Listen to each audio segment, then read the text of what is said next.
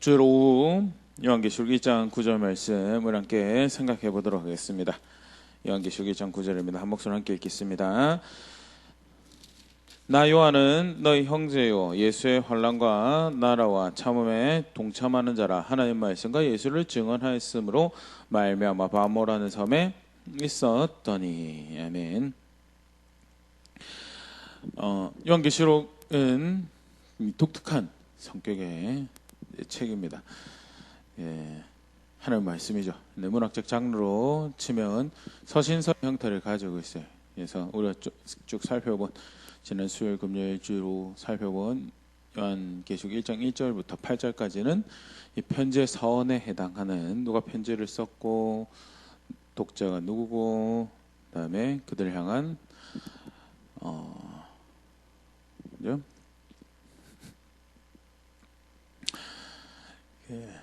안부 인사도 들어가 있고요. 그 다음에 송영도 들어가 있고, 전체 개괄적인 간단한 요약 같은 무슨 내용을 보내고 있는 거에 대해서 그런 부분들이 쭉 이제 지금 서원에 해당하는 내용들이 등장을 하고 있고요.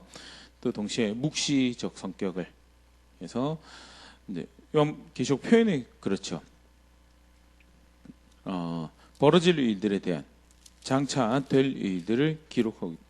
또는 속히 일어날 일들을 기록하고 있다라는 것이 요한계시록 성격을 잘 보여주는데요. 그래서 요한계시록 함께 생각해 보려고 합니다. 서원이 이제 지나갔습니다. 8절까지 서원이 마쳐지고요. 이제 9절부터 내용이 들어가는데요. 노트 같이 보면서 보면요. 첫 번째 구조를 간단하게 사실 보면 이제 새로운 단락에 들어갑니다. 먼저 1장 9절에서부터 11절까지 편지를 보내게 되는 상황에 대해서 쭉 설명을 합니다. 같이 다시 한번 보면 나 요한은 너희 형제요 예수의 환난과 나라와 참음에 동참하는 자라. 하나님 말씀과 예수를 증언하였으므로 말미암아 바모라 하는 섬에 있었더니. 바모라 하는 섬에 복음을 증언하고 주의 이름 위해 수고하는 것을 위해서 그런 연유로 바모란 섬에 유배를 가게 된 상황이었다는 10절에 주의 날에 내가 성령에 감동되어 내 뒤에 선하는 나팔 소리 같은 큰 음성을 들으며 주의 날 보통 이제 주일로 생각을 하죠. 예배를 하고 있었던 것이 아닐까. 강제 노역 중에 이제 시간을 내어서 예배를 하고 있었지 않을까 하는 것이 학자들의 추정이죠. 그 가운데 하나님의 영에 감동이 되어서 하나님의 음성을 듣게 되고 11절에 이르되 내가 보는 것을 두루마리에 써서 에베소, 서머나, 버가모, 두아디라, 사데, 빌라델비아, 라오디게아 등 7교회에 보내라 하시기로. 그래서 일종의 임무를 부여받게 되는 이 편지를 보내게 되는 상황에 대해서 나 요한이 복음을 수고하다 바모란 섬 유배 갔고 그때 하필 이제 주일날 하나님 예수님 음성이죠. 예수님 음성을 듣게 됐고 그분이 나에게 이 메시지를 교회에 전달하라는 임무를 주셨다는. 그러면서 이제 그 다음에 12절부터 16절에는 임무를 주신 예수님에 대한 묘사가 등장을 합니다. 그 음성을 듣고 그래서 돌이켜서 12절 몸을 돌이켜 나에게 말한 음성을 알아보려고 돌이킬 때 7 큰 촛대를 보았는데 촛대 사이에 인자 같은 이가 발에 끌리는 옷을 입고 가슴에 금띠를 띠고 그의 머리와 털의 희기가 흰 양털 같고 눈 같으며 그의 눈은 불꽃 같고 그의 발은 풀무불에 단련한 빛난 주석 같고 그의 음성 맑은 물소리와 같으며 그의 오른손에 7별이 있고 그 입에서 좌우 날성검이 나오고 그 얼굴은 해가 힘있게 비치는 것 같더라 하면서 위엄에 찬 예수님의 모습, 인자 같은 이 13절은 예수님의 모습을 쭉 설명을 하고요. 그 다음에 등장을 하는 것 17절부터 20절까지 임무를 주신 예수님과 그를 받은 임무에 대한 부연 설명을 조금 더 합니다. 17절 내가 볼 때 그의 발 앞에 엎드러져 죽은 자 같이 되매 그가 오른손을 내게 얹고 이르시되 두려워하지 말라 나는 처음이요 마지막이니. 예수님의 그 놀라운 영광스러운 모습을 볼 때 마치 죽은 자처럼 엎드러지는 그런 일이 벌어졌고 그만큼 이제 위대한 신적 존재를 마주하는 일이 벌어졌었던 것에 대해서 그리고 그 예수님이 자신에 대해서 그 예수님에 대해 소개하는 것이 조금 더 등장을 하죠. 내가 시작이고 내가 마지막이다. 그리고 18절 곧 살아있는 자라 내가 전에 죽었었노라 볼지어다 이제 세세토록 살아있어 사망과 음부의 열쇠를 가졌노니 죽었다가 부활하신 예수님이신 거에 대해서 이제 보일 수 있는 일종 굉장히 이렇게 함축적인 표현이지만 편지를 읽는 독자들은 다 이제 그것을 연상할 수 있는 표현이고요. 죽었다가 살아났고 그리고 세세토록 그 이후에 계속 사행존하신 하나님이시며 그리고 사망과 음부의 열쇠를 가졌다는 것 심판에 대한 모습이죠. 19절 그러므로 네가 본 것과 지금 있는 일과 장차될 일을 기록하라 하면서요. 다시 그 임무에 대한 이 임무가 예수님으로부터 오신 말씀을 전하는 것임에 대해서 다시 소개하면서 20절에 네가 본 것은 내 오른손에 7별의 비밀과 또 7금초대와 나 7별은 7교회 사자요 7촛대는 7교회니라면서요. 본 바에 대해서 부연 설명을 하는 것들이 이렇게 쭉 기록이 되어 있습니다. 그래서 이제 편지가 시작되는 정황에 대해서 그리고 메시지의 다시 출처에 대해서 그리고 실제 이제 그가 보고 들은 것을 기록하고 있는 정황을 다시 한번 설명하고 있는 내용인데 오늘 9절 말씀 한번 생각해 보면 첫 번째 보면요. 그 요한이 스스로를 소개하는 대목에서요. 너의 형제요. 그리고 나는 동참하는 자라라는 설명이 등장하는데 이 부분 오늘 함께 생각해 보려고 합니다. 이제 스스로를 이제 성도라고 표현하고 있는 것을 이제 형제라고 표현하고 있죠. 그래서 마태복음 12장 49절 50절 말씀 손을 내밀어 제자들을 가리켜 이르시되 나의 어머니와 나의 형제들을 보라 누구든지 하늘에 계신 내 아버지 뜻대로 하는 자가 내 형제요 자매요 어머니니라 하시더라 하면서요. 그 예수님을 믿어 하나님 뜻에 하나님 말씀에 순종하여서 예수님을 믿어서 하나님 백성된 성도가 가진 고유한 특별한 독특한 정체성이 하나님 가족이고 그래서 혈통을 떠나서 신분을 떠나서 사회적 지위와 소유를 떠나서 서로를 형제와 자매로 여길 수 있는 그리스도에서 구별된 특별한 그래서 그리스도에서 정의된 특별한 정체성을 상징하는 표현이고 그렇게 함께 신앙을 고백하는 성도다라는 그런 의미가 형제라는 의미죠. 또 사실 뒤에 동참하는 자도 동일한 의미를 가지고 있는 표현입니다. 신앙을 함께 나눌 수 있는 자, 참여하는 자라는 표현이죠. 그래서 요한이 자기가 성도 중에 하나며 그렇게 하나님 백성된 사람인데 그러면서 무엇에 참여하느냐에서 세 가지를 이야기하고 있는 게 환난과 나라와 참음이 세 단어인데요. 굉장히 사실은 이제 성도로 살아가는데 또 신앙의 이 모습을 이해하는데 중요한 이제 요소를 사실 언급을 하고 있는 거고요. 모든 성도로 하면 성경에서 가르치는 모든 성도로 하면 모든 신앙인이라면 무슨 예수 믿는 사람이라고 하면 반드시 그 삶의 흔적으로 가지고 있어야 돼. 세 가지. 그래서 난 성도인데 난 너희를 형제라. 그리고 엄격히 따지면 형제가 아니죠. 요한은 그들의 제 말은 기술적으로 형제라 부르기에는 사도 중에 하나고요. 그리고 원로 중에 장로 중에 한 명이고 그럼에도 불구하고 사실 그래서 성경적으로 따졌을 때요. 성도라는 표현 스스로 지칭할 때 굉장히 좋은 표현이고요. 굉장히 높은 가장 이렇게 존중하는 표현 중에 하나고요. 형제 자매라고 부르는 거 굉장히 좋은 표현입니다. 예, 좀 어색한 표현이기도 하죠. 사실 저도 처음에 제가 어릴 때는 교회에서 제일 잘 쓰던 표현이 성도님도 집사님 그냥 잘 모르겠으면 무조건 집사님 그런데 굉장히 좋은 표현이죠. 형제 자매 제 기억에는 한 대학생쯤 이런 교회 안에서 쓰는 표현들이 이제 다시 이렇게 정립을 하는 그런 계기였는데 저도 처음에는 굉장히 어색했는데 이제 공부하면서 보면 형제를 부를 수 있다는 사실 자체 그리고 내가 형제로 칭해진다는 것 자체가 굉장히 사실 성경적인 표현이고 굉장히 이렇게 서로를 존중하는 신앙을 확인하는 그런 표현인 거에 대해서요.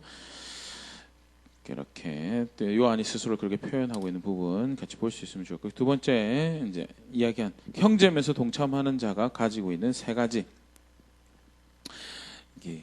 중요한 이런 색깔 또는 반드시 가지고 있어야 될 모습들에서 첫 번째 이야기하고 있는 것이 그게 모든 성도는 나 요한과 더불어서 모든 성도는 어떤 사람이냐? 고난에 동참하고 있는 사람. 다르게 표현하면요, 이 세상에서 예수 그리스도를 주라 고백하는 모든 성도는 어떠한 형태로든지 고난을 받고 있는 자리에 있어야 돼요. 그게 성도다라는 게. 그게 당연한 성경에 가르친 굉장히 당연한 하나님 백성의 모습인데요. 마태복음 24장 9절 예수님께서 마지막 때에 살아가는 성도는 그때 사람들이 너희를 환난에 넘겨주겠으며 너희를 죽이리니 너희가 내 이름 때문에 모든 민족에게 미움을 받으리라. 예수님 이름 때문에 미움을 받는 그런 자들이 누구냐? 그게 성도다. 그게 하나님 백성이고 그리스도인이다. 그 이유에 대해서 요한복음 15장 19절 20절에 이렇게 예수님께서 가르치셨는데요. 너희가 세상에 속하였으면 세상이 자기 것을 사랑할 것이나 너희는 세상에 속한 자가 아니오 도리어 내가 너희를 세상에서 택하였기 때문에 세상이 너희를 미워하느니라.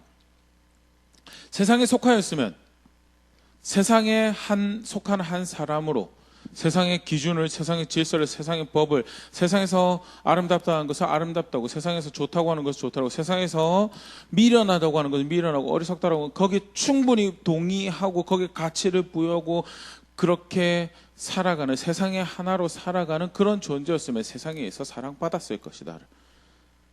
그런데 그렇지 않기 때문에 다른 법을 따라 살고 다른 기준을 따라 살고, 그래서 그들이 아름답다라는 것을 어리석다라고 하고 그들이 선하다고 하는 것을 악하다고 하고, 그렇게 세상의 방편과 세상의 삶의 모습을 거절한 세상에 속하지 않은 사람처럼 살아가기 때문에 그래서 미움받는다. 20절에 내가 너에게 종이 주인보다 더 크지 못하다는 말을 기록하라. 사람들이 나를 박해하였은즉 너희도 박해할 것이요 내 말을 지켰은즉 너희 말도 지킬 것이라. 예수님 말씀을 존중하는 사람들은 성도와 함께 즐거워할 수 있을 것이고, 반대로 예수님 박해한 사람들은 동일하게 너희를 박해할 것이고, 예수님은요 이 세상에서 버림받고 미움받고 그들의 죄로 죽임당하셨죠. 똑같은 일이 성도들에게 벌어지고, 그게 굉장히 성도의 중요한 모습. 일부러 사고 쳐서 갈등을 만들고 하는 그게 아니더라도 중요합니다. 예수님에 의해서 미움받고 박해받고 고통받을 수밖에 없는 것이 성도의 중요한 모습이다라는 거예요. 요한복음 16장 33절 이것을 너에게 이르는 것은 너희로 내 안에서 평안을 누리게 하려 함이라. 세상에서는 너희가 환난을 당하는 담대하라. 내가 세상을 이기었노라. 환난을 당한 세상 가운데 살아가지만 이기신 예수님을 주인으로 선생으로 그의 본을 따라 살아가는 사람들이 예수 믿는 사람들이고, 그리고 그 가운데 주께서 주시는 평안이 있는, 그래서 환난이 없는 것은 아니고 어려움이 없는 것은 아니지만 그 길을 인도하시는, 또 그 가운데 살 길이 되신 주를 따라 그 가운데 평화를 누리며 걸어가는 것이 그게 성도고 예수 믿는 사람이고, 그래서 나는 그 고난에 참여하고 있는 사람. 요한이 자기를 소개할, 예수 믿고 있는 자신을, 그리스도 제자된 자신을 소개할 때 나는 그 고난에 참여하고 있는 사람이다. 고린도후서 4장 17절 18절 우리가 잠시 받는 환난에 경한 것이 지극히 크고 영원한 영광에 중한 것을 우리에게 이루게 함이니 우리가 주목한 것은 보이는 것이 아니라 보이지 않는 것이니 보이는 것은 잠깐이요 보이지 않는 것은 영원함이라. 환난이 있습니다. 그런데 환난이 경한 것이라고 하는데 실제 바울이 마주했던 환난은 작은 게 아니었어요. 이렇게 솔직하게 우리가 바울의 삶을 돌아보면요, 이렇게 책상 뒤에서 찾아오는 사람들에게 거만하게 가르침을 줄 수 있는 사람이 그런 거 다 내려놓고 도를 전하러, 마치 구걸하는 게 아닌데 그런데 도를 전하는 사람이 되어서 자기가 찾아가고 여행을 해야 되는 그런 입장이 됐고, 근데 찾아가서 환영받으면 그나마 그래도 다행인데 그게 아니라 거절당하고 심지어는 모욕당하고 매맞고 갇히고 묶이고 하는, 그리고 결국 목숨을 잃어버리는 그런 걸음 같은 게 바울의 삶이고요. 그랬을 때 절대 환난이 가볍지 않습니다. 그런데 여기서 바울이 환난이 가볍다라고 경하다라고 이야기하는 것은 장차 올 영원한 영광에 비하면 그 영원의 영광이 무겁고 중한 것에 비하면 그것은 지극히 가난한 것이고, 우리가 비록 예수의 이름을 따라가느라고 고난을 겪고 그 말씀을 따라 그 가치에 순종하여 살아가기 때문에 미움받고 어려움을 당하지만, 그래도 그 중한 것에 비하면 그것은 가벼운 것이고, 그 가벼운 것을 참여하는 것이 오히려 그 중한 것을 이뤄가는 여정인 것에 대해서, 눈에 보이는 것을, 감각기관을 만족하는 것을 쫓아갔으면 절대 그렇게 살 수 없을 것인데, 우리는 보이지 않는 것을 바라기 때문에 그 방향성을 분명히 하고 있으며, 그리고 그것은 보이는 것에 비하면 영원한 것이다라는 것이 고린도서 4장 17절 18절에 이야기하고 있는 바고요. 환난을, 고난을 이야기하고 있죠. 성도의 삶에 있을 고난에 대해서. 데살로니가후서 1장 4절에서 5절에요. 그러므로 너희가 견디고 있는 모든 박해와 환난 중에서 너희 인내와 믿음으로 말미암아 하나님의 여러 교회에게 우리가 친히 자랑하노라. 박해와 환난, 물론 시대적인 글로 표현으로 볼 수 있죠. 그래서 당시 박해 시기니까, 로마 어려움 받을 때 그 당시의 일이니까 그렇게 표현을 하죠. 근데 교회사 안에서, 예수님 가르침에서도 우리 이미 봤고요. 교회사 안에서 확인되어진 바, 박해가 없었던 시절, 고난이 없었던 시절이 없고요. 부하고 종교의 자유를 가지고 있다 하더라도 그리스도 법을 쫓아 살기 때문에 가난한 것을, 벌어들인 모든 것을 자기 것을 여기지 않고 나누고 그 고난을 짊어져야 했던 그런 역사가 교회의 역사고요. 그래서 단순히 시대적인 글로 표현으로만 보일 수 없고요. 그 박해와 환난에 대해서요, 바울이 이제 5절에 그렇게 표현합니다. 이는 하나님의 공의로운 심판의 표현, 너희로 하여금 하나님 나라에 합당한 자로 여김을 받게 하려 함이라. 그 고난의 길을 걸어감으로, 그 환난을 겪어감으로, 내가 하나님 나라에 소속되었으면, 아까 예수님도 그러셨지만 세상에 속하였으면 그렇게 고난받을 일이 없다라는 거예요. 미워할 때 다 같이 미워해버리면, 손가락질할 때 다 같이 손가락질하면 그들에 의해서 박해받을 일이 없죠. 그런데 다 미워할 때 그것을 사랑할 것으로 여기고, 다 손가락질할 때 그것을 품어야 돼, 존중해야 될 것으로 여기면요, 박해받죠. 어려움 당하죠. 왜 우리는 이렇게 하는데 너는 이렇게 하느냐라는 것부터 시작해서 더 나아가면 하는 그리스도인의 성도의 거룩함이, 그들의 선함이 세상의 악함을 들춰내고 그들이 거룩하지 않음을, 불의를 들춰내는, 그래서 따로 정죄하지 않고 비방하지 않더라도 선함을 드러내기 때문에 미움을 받게 되는, 그것은 세상이 악하기 때문에 받는 비난이고 어려움이죠. 그게 사실 교회 역사 안에서 등장하고 있는. 그런데 그 환난을 통해서, 그 마주하는 환난을 통해서 하나님 나라에 속했구나라는 것을 확인하는 여정이 성도가 마주하는 고난이고요.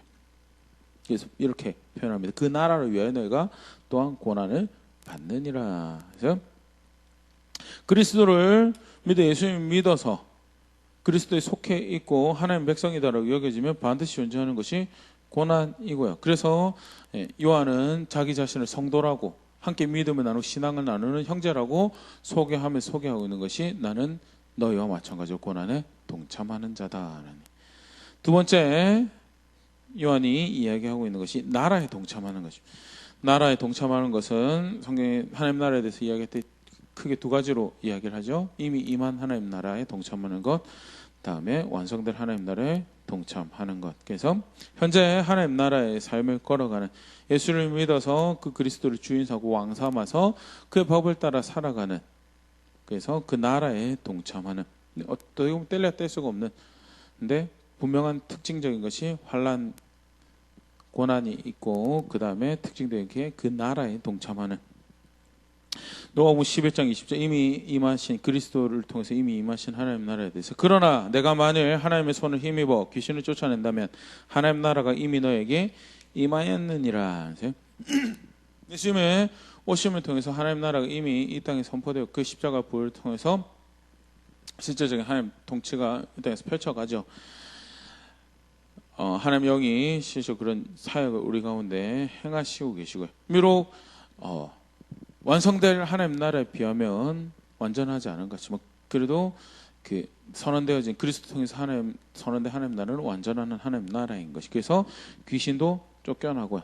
흑암의 권세도 그 앞에서 힘을 잃어버리는 그 하나님 나라. 골로새 1장 13절 14절 이미 우리 가운데 이미 임한 하나님 나라에 대해서요. 그가 우리를 흑암의 권세에서 건져내사 그의 사랑의 아들의 나라로 옮기셨느니 이미 옮겨졌다는 그 아들 안에서 우리가 곧 속량 곧 제사함을 얻었노라. 자격이 없지만 이미 그 안에서 우리의 죄를 용서하시고 우리에게 자격을 부여하신 그로 인해서 우리가 옮겨졌다는, 우리가 그래서 이 땅에서 살아가지만 이 땅에 살아가는 시간, 이 땅의 것으로, 이 땅의 시민권으로, 이 땅에 소속된 자로, 이 땅의 문화에 동의해서, 이 땅의 가치관에 답습, 이 땅의 삶의 방편들을 답습해서 이 땅에 소속된 사람으로 살아가는 것이, 그의 사랑의 아들의 나라를 옮겨간 사람처럼 살아가는 것이, 그게 그 나라에 동참한 자가 살아가는 거죠. 에베소서 2장 6절 또 함께 일으키사 그리스도 예수 안에서 함께 하늘에 앉히신 이 동일한 이미 하늘에 앉혀진 자로 그렇게 살아가는 것에 대해서, 그게 예수를 믿어서 나라에 동참하는 자로 살아가는 모습이죠. 근데 이미 임해서 그 법을 따르고 그 통치 아래서 그게 순종해서 그의 법으로 그런 거를 규정하는 그와 더불어서 또 나라에 동참하는 것으로 이제 성경에서 가르치고 있는 것이 완성된 하나님 나라를 소망하고 살아가는 것. 야고보서 2장 5절에 내 사랑하는 형제들아 들을지어다 하나님이 세상에서 가난한 자를 택하사 믿음에 부요하게 하시고 또 자기를 사랑하는 자들에게 약속하신 나라를 상속으로 받게 하지 아니하셨느냐. 약속하신 나라를 상속으로 받을 것에 대해서 믿음에 부요하게 되고 약속하신 나라를 상속으로 받게 하지 아니하셨느냐라는, 이제 그가 그렇게 하셨다는. 그래서 이게 사실 두 개가 분리되지 않습니다. 이미 임한 하나님 나라와 진짜 실제로 그래서 그리스도 안에 속해서 그 나라에 속해 살아가면요, 그 나라를 오실 또 완성된 하나님 나라를 바라고 살아가는 것이, 이미 완성된 나라 안에서 이미 받은 나라 안에서 확인되어지고 그 유업을, 그 기업을, 그 상속을 기대하며 살아가는 것이 나라에 동참한 백성이 살아가는 모습이고요. 그게 예수를 믿는 모습이죠. 고난이 있다면 더불어서 이미 이루어진 약속과 그 약속을 토대로 이루어질 약속을 소망하며 살아가는, 그것이 예수를 믿는 거고요. 그래서 요한이 신앙의 모습을 표현하면서 환란에 동참하고 나라에 동참하고 완성된 하나님 나라의 항을 더 보면요, 요한계시록 20장 6절에 이 첫째 부활에 참여한 자들은 복이 있고 거룩하도다. 둘째 사망이 그들을 다스리는 권세가 없고 도리어 그들이 하나님과 그리스도의 제사장이 되어 천년 동안 그리스도와 더불어 왕노릇 하리라. 첫째 부활에 참여한 자는 예수를 믿는다라는 거죠. 예수의 부활, 첫 번째 부활, 거기 참여한 자는 예수를 믿는 자 복이 있고 그들이 왕노릇 할 것에 대해서, 후에 그리스도와 함께 왕노릇 할 것에 대해서 나라를 상속받을, 완성되고 물려받을 나라에 그 이제 속해 있는, 그 약속에 속해 있는 그것을 기대하고 살아가는 것이 이제 나라에 동참하는, 이게 우리 신앙의 굉장히 중요한 모습이죠. 완성된 하나님 나라 가운데 살아가며 완성될 나라를 바라보고 살아가는 것이, 그래서 반드시 등장할 수밖에 없는 게 기다리는 것이 필요합니다. 그게 이제 세 번째 요한이 말하는 참음에 동참하는 것. 고난에 동참하는 것과 더불어서 나라에 동참하고, 이렇게 좀 편의상 표현하기 편한 대로 순서를 조금 바꾸기도 합니다. 그래서 나라에 동참하고 그러면서 발생하는 고난에 동참하고, 그리고 그 가운데 기다리는 그것에 동참하는 그 신앙이 중요한 모습이죠. 요한이 1장 9절 간단한 본문, 이렇게 간단한 한 문장이지만 다시 한 번 더 그리스도인으로 살아가는 그 삶의 모습에 중요한 흔적, 중요한 증거들에 대해서 확인하고 있는데요. 기다리는 곳곳에 등장을 합니다. 곳곳에. 로마서 12장 12절 13절 소망 중에 즐거워하며 환난 중에 참으며 기도에 항상 힘쓰며 성도들의 쓸 것을 공급하며 손 대접하기를 힘쓰라. 지난 주일 오늘 오전 이렇게 같이 살펴보면서요. 성도의 쓸 것을 공급하고 손 대접하기를 힘쓰고 하는 것이 굉장히 중요한 신앙의 한 모습으로 소개를 하고 거죠. 소망으로 즐거워 기도에 항상 힘쓰는 것도 중요한 신앙의 모습이죠. 근데 그와 더불어서 바울이 하나 더 소개한 게 뭐냐? 환난 중에 참는 것이, 참고 기다리는 것이 요구되어지는 것이 신앙을 가지고 있다라는 거예요. 성도가 이렇게 고백해야 될 삶의 모습이다라는 거예요. 그게 예수 믿는 거다. 예. 누가복음 22장 19절 너희의 인내로 너희 영혼을 얻으리라. 참고 기다리는 것을 통해서 구원에 이를 거예요. 그게 사실 예수 믿는 거죠. 예수 믿었습니다라고 끝나는 것이 아니고 실제로 믿었으면 주실 상급을, 주실 기업을, 상속을 기대하며 완성될 하나님 나라를 기대하며 참고 기다리고 지속적으로 걸어갈 걸음들, 길들을 걸어가는 것이 그게 그 신앙이고 그게 예수 믿는 거죠. 로마서 2장 6절에서 8절 하나님께서 각 사람에게 행한 대로 보응하시되 심판하실 하나님 앞에서 선한 사람, 참된 사람이 없는 것에 대해서 그러면서 참된 신앙을 이렇게 표현합니다. 7절 참고 선을 행하여 영광과 존귀와 썩지 아니함을 구하는 자에게는 영생으로 하시고 8절 오직 당을 지어 진리를 따르지 아니하고 불의를 따르는 자에게는 진노와 분노로 하시리라 라면서요. 참된 신앙에 대해서 바울이 로마서 2장 7절에서도 대표적으로 이야기하고 있는 모습 초반에 등장한 것이 참는 거를 기다리는 것, 인내하는 것. 그게 오늘 요한이 말하는 성도가 동참하고 있는, 자신이 동참할 뿐만 아니라 그 당시 편지를 받고 있는 주의 사랑하는 성도들이 교회가 동참하고 있는 신앙의 모습이고 오늘 우리가 고백해야 될 신앙의 모습, 기다리고 있는 신앙의 자리에 있는 신앙이다는 거고요. 로마서 2장 7절에서도 사실 잘 보여주고 있고요.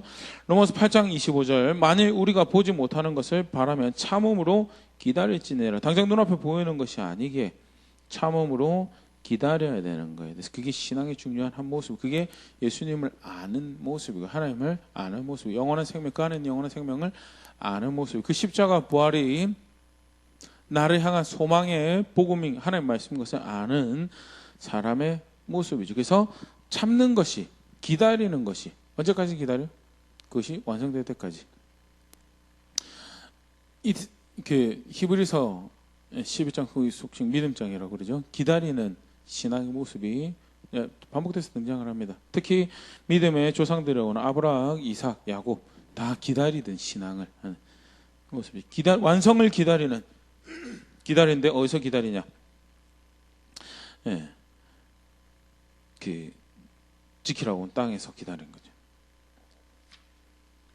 있으라 하고 있는 장소에서 명령하신 바 따라 살면서 네 마음을 두어라고 하는 곳에 내 마음을 두고 네 마음, 네 생각을 두어라는 것, 너의 걸음 이것을 선택하라는 것에 순종함으로 선택하는 거기서 기다리는 거죠. 그게 신앙이고 성경에서 가르치는 신앙이고 오늘 요한 본문에서 참음에 동참하는 자다 성도가 요한계시록 2장 2절 3절 에베소 교회에 대해서요 하나님께서 예수님께서 평가하시면서 그때 잘한 모습에 대해서 신앙의 이렇게 중요한 이건 잘했다라고 칭찬하신 대목에서요 역시 인내가 포함되고 있는 내가 너의 행위와 수고와 너의 인내를 알고 또 악한 자들 용납하지 아니한 것과 자칭 사도라 하되 아닌 자들을 시험하여 그의 거짓된 것을 네가 드러낸 것과 또 네가 참고 내 이름을 위하여 견디고 게으르지 아니한 것을 아노라 하면서 2장 2절에 인내라는 표현이 등장하고요. 2장 3절에 견뎠다라는 사실 그것이 다 오늘 우리가 보고 있는 참음이라는 단어가 설명하고 있는 모습이죠. 인내하고 참고 기다리고 그리고 그것을 가능하게 하시는 하나님의 도우심을 의지하는 실제로 참는 걸음을 인내하는 걸음을 기다리는 걸음들을 걸어가는 그게 신앙이다. 간단하게 신앙의 사도 요한이 소개하고 있는 신앙의 중요한 세 증거물들 고난에 참여하고 있는 나라에 참여하고 있는, 그리고 기다림에 참여하고 있는, 참음에 동참하고 있는, 참여하고 있는 그런 자리에 있는지 한번 돌아볼 수 있으면 좋을 것 같습니다. 예, 뭐 나라에 참여하는 거야. 그래, 지적으로 동의하고 가끔 마음이 동하면 따라가고, 그런데 본능적으로 사실 고난을 환영하지 않죠. 고난을 환영하지 않습니다. 고난을 즐거워하지 않습니다. 기다리는 거 즐거워하지 않습니다. 이렇게 뭐지?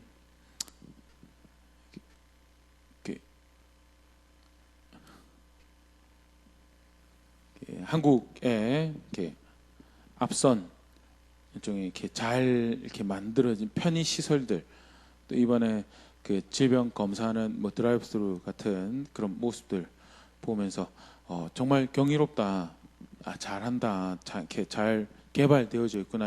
더불어서 또 한쪽 측면에서 그런 이야기도 한다고요. 얼마나 기다리는 게 싫었으면. 실제로 기다리는 거 좋아하지 않습니다. 그래서 굉장히 그런 편의 시설들을 많이 만들었죠. 버스가 몇 시에 오는지에 실시간으로. 예전에 이제 그런 장비들이 없었을 때도 몇 분 간격으로 도착할 것입니다. 예상이라도 할 수 있겠다면, 이제 기술이 더 발전하고 나니까 실제로 지금 버스가 어디 있고 몇 분 있다 도착할 것이니까 가서 그렇게 쓸데없이 기다리지 말고 이렇게 빨리 해결하세요라는. 기다리는 거 싫어합니다. 그런데 신앙을 본능적으로 싫어하는 거지만, 오늘 우리가 쭉 살펴보았던 말씀에도 그렇죠. 더 영광스러운 것이 있고, 더 중요한 것이 있고, 더 영원한 것이 있고, 더 가치 있는 것이 있다라는 것을 이미 임한 나라에서 확인하죠. 그리스도가 전해주신 복음을 통하여, 그의 죽으심과 그의 다시 살아나심을 통해서 무엇이 정말 가치 있는 것이고, 무엇이 자신을 위한 것이고, 무엇이 정말 내 삶을 존중하는, 가치 있게 만드는 건가에 대해서 확인을 하죠. 그래서 체질상 맞지 않더라도, 익숙하지 않더라도 그를 위해서 고난을 자초합니다. 이게 더 분명 이제 조금 더 수요일 가면 이 부분 조금 더 살펴보려고 그러는데요. 요한이 그러면서 고난에 동참한다고 하면서 설명하는 것이, 지금 현재 자기는 그 동참하는 모습으로 바모라는 섬에 와 있다라는 거에 대해서, 유배지죠. 강제 노역을 해야 되는 것들도 있었을 거다라고 이제 학자들이 이야기를 하는데요. 강제 노역과 더불어서 모든 편리한 일상에서부터 격리되어 와서 갇혀 있고, 자기가 원하는 것을 할 수 없는 그런 상황에, 고난과 고생 가운데, 배고픔 가운데, 없는 것 가운데 있는, 결핍 가운데 있는 그런 상황. 실제로 나는 그렇게 있다라고 이야기하면서 그 연유에 대해서 이렇게 이야기해요. 하나님의 말씀과 예수를 증언함으로 내가 고난받지 않을 수 있습니다. 기꺼이 내가 그걸 선택할 수 있습니다. 그런데 고난받을 수밖에 없어요. 왜? 하나님의 말씀 때문에. 예수의 복음을 증언하는 것. 여기서 증언한다는 것은 복음을 전하는 것뿐만 아니라 구체적으로 그것을 따른 삶을 이야기를 하는, 그것으로 인해서 고난을 자초하는 삶을 선택, 체질이 아닌데, 그러려면 굉장히 사실은 부단한 수고가 많이 필요해요. 우리는 자연스럽게 살아갑니다. 시간이 흘러가고, 시간이 되면 자연스럽게 밥 먹고요, 자연스럽게 씻고, 자연스럽게 자고, 그걸 생각 안 하고 그냥 반복적으로 해가요. 그런데 자연스럽지 않은 걸 선택하려면요, 그것을 인지해야 되죠. 그래서 기꺼이 그걸 선택하려고 자신을 깨우고, 자신의 마음을 깨워요. 알람을 맞춰놓고 자연스럽지 않은 생활 패턴을 만들어가려고 수고를. 근데 고난에 참여하는 그런 수고가 필요한 거다. 절대 자연적으로 되지 않는 거다라는. 기다리는 것도요, 자연적으로 되지 않죠. 기다리지 않고, 독식 뭐라고 하죠? 새치게 하는 것이 얼마나 스스로 수치스럽게 하는 것인지, 얼마나 비양심적이고 얼마나 도덕적이지 않은 건지에 대해서 인식하기 전에 대한민국을 생각을 해보면요, 한 30년 전에 교통 상황만 생각해도 지금보다 훨씬 더 기다릴 줄 모르죠. 양보할 줄 모르죠. 참을 줄 모르죠. 그게 사실은 어떻게 보면 또 우리 본능에 더 충실한 거예요. 근데 그 본능을 뭘로 다스리죠? 그것이 얼마나 수치스러운 모습, 얼마나 미련한 모습인지에 대해서, 얼마나 가치 없게 자신을 만드는 것인지에 대해서 마치 마소처럼 자기를 만드는 모습이고, 조금 더 교양 있고 조금 더 자기 가치 있는 것을 드러내려면 어떻게 해야 되냐, 참고 기다리고 양보하고 할 수 있는 것이, 그나마 줄도 좀 잘 서고요, 그나마 신호도 잘 지키고 법을 더 준수하는 것이 조금 더 익숙해져 있는 교통 상황이에요. 사실은 우리가 어떻게 이 신앙을 고백하기 위해서 연습해 가야 되는지 사실 이제 한번 생각해 볼 수 있도록 한 예가 아닐까 생각되는데요. 이때만 이런 것이 아니고요. 우리 간단하게 살펴봤지만 예수를 믿는다는 것은 하나님의 말씀과 그리스도 때문에 고난을 자초하는 것이고 기다리는 것을 선택해가는 그런 자리에 있는 것이고, 그 모든 고백들을 통해서 이미 임한 나라와 완성될 나라를 알고 있음에 대해서 내가 그렇게 참여하고 있으며 고백하는 것이 그 신앙인 것에 대해서 짧은 말씀이지만 한번 생각해 볼 수 있으면 좋을 것 같습니다. 돌이켜보면서요, 나는 고난과 나라와 참음에 어떻게 동참하고 있는가. 나 예수 믿고 있는데, 예수 믿은 세월이 지금 몇 년인데 나는 고난과 나라와 참음에 어떻게 동참하고 있는지. 요한은요, 자기가 신앙을 가지고 있음에 대해서 소개할 때 서슴지 않고 표현하는 그 새 덕목이 이렇게 당당하게 요한처럼 우리도 고백할 수 있는 그런 자리에 있을 수 있으면 좋겠어요. 그렇게 주 예수가 주 되심을 고백하고 하나님의 말씀이 내 삶을 통치하고 있음을 고백하고 그가 약속하신 것들이 내 소망이 됨을 고백하는, 또 그렇게 빚어진 자리에 있을 수 있는 우리 될 수 있으면 좋을 것 같고요. 계속해서 고민하고 배워가는 자리에 서로 격려하고 도전하는 우리 될 수 있으면 좋을 것 같습니다.